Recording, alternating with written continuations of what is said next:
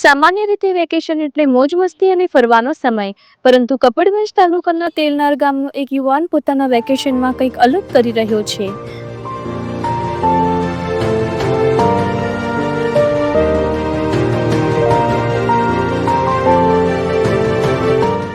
આટલું સરસ મંદિર આપણા ગામની નજીક છે તો પણ અહીં કોઈ સ્વચ્છતા છે ને આટલું બધું કચરો પડી રહ્યો છે. કંઈક તો કરવું પડશે, ગમે તે કરીને આને સાફ તો કરવું પડશે, કારણ કે આ પ્રાચીન ને પવિત્ર મંદિર છે કેદારેશ્વર મહાદેવ.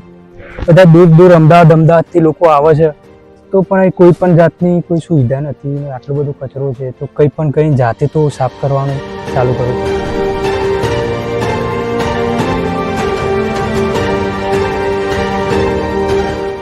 MBA નો અભ્યાસ કરતો આ યુવાન હાથમાં સાવરણી લઈને મંદિરની સફાઈમાં લાગી ગયો છે, કારણ કે જે કામ તંત્ર અને ટ્રસ્ટીઓએ કરવાનું હતું તે આજે એક યુવાને પોતાના ખભા પર લઈ લીધું છે. આ છે પવિત્ર કેદારેશ્વર મહાદેવ મંદિર. અહીં દરરોજ અનેક શ્રદ્ધાળુઓ આસ્થાથી આવે છે, પરંતુ મંદિર પરિસરમાં ગંદકીના ઢગલા, દુર્ગંધ મારતા શૌચાલય અને પીવાના પાણીની ટાંકીની આસપાસ અસ્વચ્છતા જોવા મળી રહી હતી. આવી પરિસ્થિતિ વચ્ચે સ્થાનિક તંત્ર અને ટ્રસ્ટીઓની કામગીરી સામે યુવાને નારાજગી વ્યક્ત કરી છે.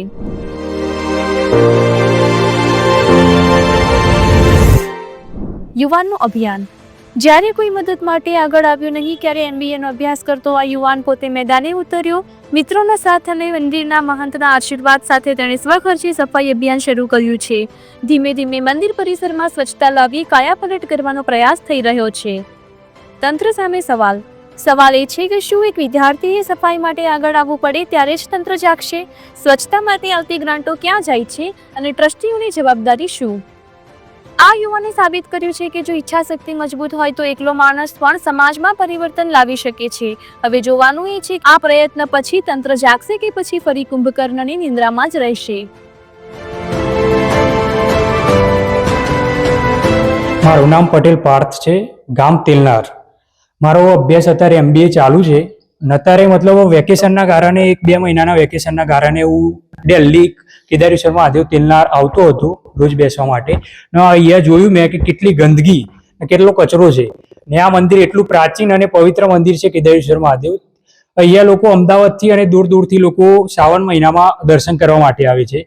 તો અહીંયા મતલબ બહુ ગંદકી છે અને કોઈ સુવિધા છે નહીં. તેના માટે પછી અમે મિત્રો બધા ભેગા થઈને ચેલેન્જ શરૂ કર્યું 30 દિવસનો કે આ જેટલું બને એટલી જલ્દી આ કેદારેશ્વર મહાદેવને અમારાથી જેટલું થઈ શકશે એટલું અમે સાફ કરીશું અને સુંદર અને પવિત્ર બનાવીશું ફરીથી.